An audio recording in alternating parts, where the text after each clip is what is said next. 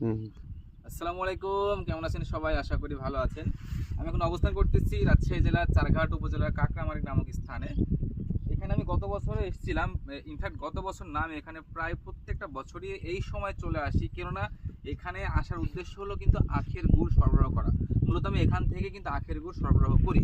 But আজকে যে বিষয় নিয়ে কথা হলো সেটা হচ্ছে পদ্মা নদী নিয়ে। দেখেন, এই সময়টা যখন আমি গত বছর এসেছিলাম, নদী আরো দূরে ছিল, অনেক দূরে ছিল, মিনিমাম হাফ কিলো দূরে ছিল। ভাঙতে ভাঙতে এই পর্যায়ে চলে আসছে।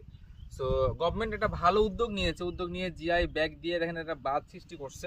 তবে আমার মতে জিআই ব্যাগের পরিবর্তে যদি ব্লক দিয়ে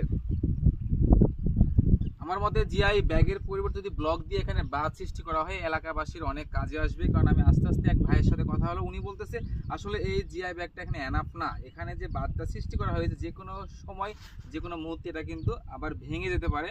সো আমি অবশ্যই এলাকাবাসীর পক্ষ থেকে বলতেছি, অবশ্যই এখানে যেন যে ব্লক দিয়ে এখানে বাঁধ সৃষ্টি করা হয়। আর আরেকটা কথা আমি শেষ বলে রাখি, আগামী এক সপ্তাহের মধ্যে কিন্তু আমরা আসন্ন রমজান এবং গরমকে কেন্দ্র করে যে শরবত, কারণ আপনারা দেখেন আখের গুড় কিন্তু শরবতের জন্য খুবই পারফেক্ট এবং এটা কিন্তু দেহের জন্য অনেক উপকারী। সো আগামী এক সপ্তাহের মধ্যে আমরা আখের গুড় সরবরাহ শুরু করব।